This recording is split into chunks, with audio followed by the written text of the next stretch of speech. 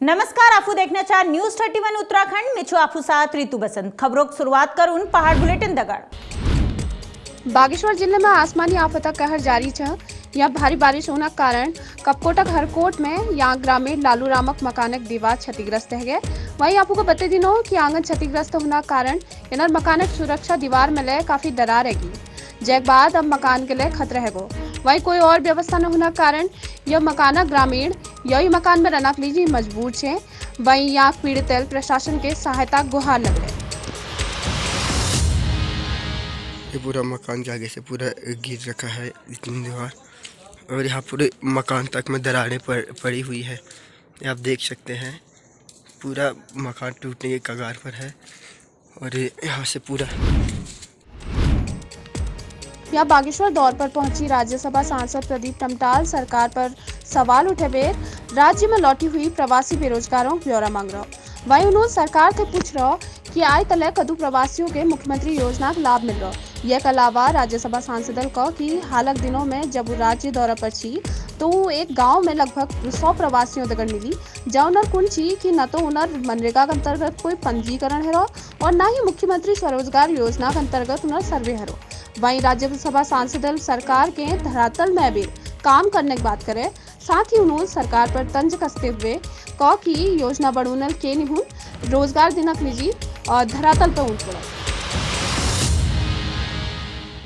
सच बात सामने उठा है कि स्पीकर के बच्चे को नौकरी मिल जाती है, मेयर के बच्चे को नौकरी मिल जाती है, और राज्य की सरकार लगभग 4 लाख प्रवासी हमारे साथी जो हमारे कमाऊ पुत्र राज्य के लिए परिवार के लिए आर्थिक योगदान करते हैं इस राज्य में आ चुके हैं।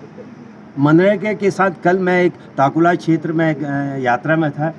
100 के करीब मेरे पास वहाँ के नौजवान जो प्रवासी लोग आए थे ना, उनका आज तक रजिस्ट्रेशन हुआ। पिछले महीने मैं वास्ती गया था, वहाँ 150 लोगों के ने उनका ना हमारा मनरेगा में पंजीकरण हुआ, ना मुख्यमंत्री रोजगार योजना के अंदर सर्वे हुआ है, ना कहीं ऋण मिला।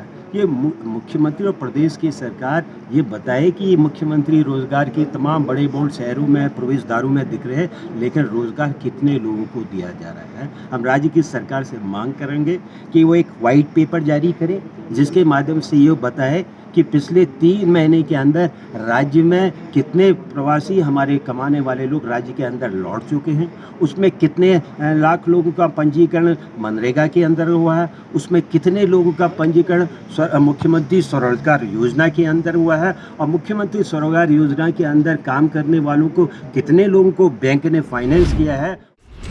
बागेश्वर में जिला कमेटी कार्यकर्ताओं आज राज्यसभा सांसद प्रदीप टमटाल मौजूदगी में भाजपा पर मनमानी का आरोप लगे बेर कलेक्ट्रेट कार्यालय में जमबेर नारेबाजी करे।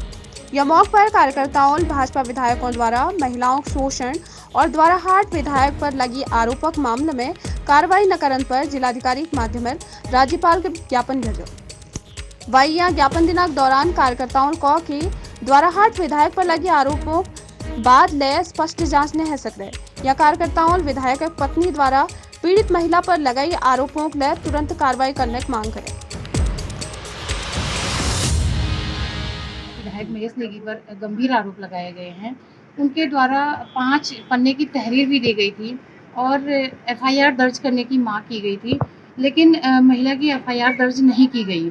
और इसके अलावा महिला की मांग थी कि डीएनए टेस्ट कराया जाए और उनका डीएनए टेस्ट भी नहीं कराया जाए। हमारी आज कांग्रेस की ये मांग है। हमने महामहिम राज्यपाल, वो भी एक महिला है, उनको ज्ञापन दिया गया है कि इस प्रकरण की निष्पक्ष जांच होनी चाहिए और जो भी दोषी पाए गए उस पर उचित कार्रवाई होनी चाहिए। जो आरोपी विधायक है उसके खिलाफ पीड़ित महिला के द्वारा पिछले 10 दिनों से पुलिस को कहते हैं लिखित शिकायत दर्ज कर दी गई है, और उस शिकायत पर आज तक एफआईआर दर्ज नहीं की गई।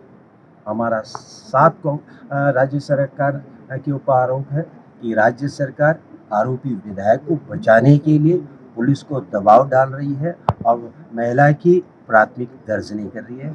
हमारे प्रदर्शन का हेतु महामहिम राज्यपाल से अनुरोध है, वो खुद एक महिला है, महिला के अधिकारों को, महिला के उत्पीड़न को, वो दर्द को समझती है। हम उनके माध्यम से राज्य सरकार से कहना चाहते हैं कि तुरंत महिला की रिपोर्ट पर प्राथमिक दर्ज की जाए, तुरंत आरोपी विधायक को गिरफ्तार किया जाए, क्योंकि जब तक गिरफ्तार नहीं होगा तो किसी न किसी रूप में वो फिर क्या कहते हैं जो गवाह है या एविडेंस है उसको दबाने की कोशिश करेगा। और ये राज्य सरकार बताए, देहरादून की पुलिस बताए कि ये दोहरा चरित्र क्यों। एक तरफ जिस महिला का उत्पीड़न हो रहा है वो खुद कह रही कि डीएनए जांच कर ली जाए, दूध का दूध पानी का पानी हो जाएगा, उस पर आज तक कार्रवाई नहीं की। और आरोपी विधायक की पत्नी के एक्सटॉर्शन के मामले में तुरंत रिपोर्ट भी दर्ज की गई, तमाम तरह के लोगों से बयान भी दिए और उस महिला के ऊपर दबाव डाला जा रहा है। और इस कारण उसने कहा मेरी जान को भी खतरा है। मेरे साथ कराड़ के विधायक श्री महेश नेगी जी ने विभिन्न शहरों में 2 साल तक मेरे साथ रहना चाहती है और उसमें एक बच्ची भी पैदा हुई। मैं मांग करती हूँ कि बच्ची महेश नेगी की है, यदि ये सच नहीं है तो उन दोनों का डीएनए टेस्ट। उस महिला को के आरोप लगाने के बावजूद अभी तक इतने दिन हो चुके हैं उसकी एफआईआर दर्ज नहीं की गई और उल्टा महेश नेगी की पत्नी ने उस महिला पर आरोप लगाया कि वो ब्लैकमेल कर रही है। उसकी एफआईआर तुरंत हो जाती है, उसकी जांच हो जाती है, लेकिन आज 15-16 दिन बीतने के बावजूद भी उस महिला की एफआईआर दर्ज नहीं। ये उत्तराखंड का दुर्भाग्य है। इस देवभूमि में जहाँ यत्र नारीस्य पूजन्ते रमन्ते तत्र देवता, जहाँ नारी की पूजा होती है वहाँ देवता का वास होता है। ऐसी देवभूमि में तो आज भाजपा सरकार द्वारा कलंकित किया जा रहा है। उस महिला के खिलाफ जो यहाँ चार हुआ है न उसकी एफआईआर हो रही है न जांच हो रही है। एफआईआर ही नहीं तो जांच कहाँ से। तो ऐसे में जो भाजपा सरकार यहाँ पर आई है इन्होंने पूरे भारत का, पूरे उत्तराखंड का जो बदनाम किया है महिलाओं के अत्याचार के खिलाफ, ये दुर्भाग्यपूर्ण है। कांग्रेस पार्टी बार बार इस बात को उठा रही है, मातृशक्ति का अपमान कांग्रेस पार्टी सहन नहीं करेगी। इसलिए हम हमेशा इस सरकार के खिलाफ आवाज़ उठाते रहेंगे और मांग करेंगे कि द्वाराहाट के विधायक के खिलाफ तुरंत कानूनी कार्रवाई की जाए। बागेश्वर कपकोट में ब्लॉक कांग्रेस कमेटी सदस्यों आज किसानों की समस्या के लिए उप जिलाधिकारी कपकोटा के माध्यम मुख्यमंत्री के ज्ञापन भेजो। यह कमेटी सदस्यों उत्तराखंड भाजपा सरकार में किसानों की समस्या के लिए धरना प्रदर्शन करो, जब उन्होंने सरकार के किसानों की तरफ ध्यान देने की मांग करी। यह मौके पर उन्होंने उत्तराखंड सरकार के किसानों की स्थिति के संज्ञान में लेने की बात करी। साथ ही साथ उन्होंने सरकार के मांग करी कि किसानों को मिलने वाले लाभों के जल्द से जल्द किसानों तक पहुंचाई जो जेल के किसानों के योजना तुरंत लाभ मिल सको।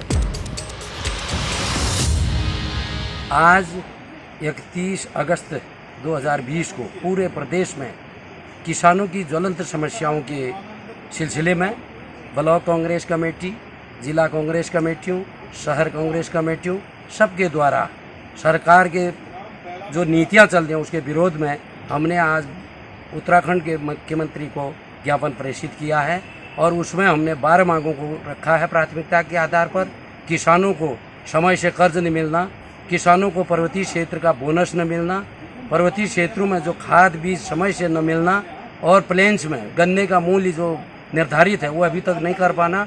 सरकार की विफलताओं के सिलसिले में हम लोगों ने आज जो कार्यक्रम तय किया, धरना प्रदर्शन धरने के बाद हमने उप जिलाधिकारी महोदय कपकोट के माध्यम से मुख्यमंत्री को आज अपना ज्ञापन प्रेषित किया है और सरकार को विरोध जताया है कि किसानों की, उत्तराखंड के पर्वतीय क्षेत्र के किसानों और बेरोजगारों की जो समस्या है उसका समाधान यहाँ की सरकार, उत्तराखंड की वर्तमान सरकार, भारत सरकार यथाशीघ्र उसका निस्तारण करे और उनको फायदा पहुँचाए। पहाड़ बुलेटिन देखना लीजिए, आप लोग बनी रहिए न्यूज़ 31 उत्तराखंड दगाड़। नमस्कार।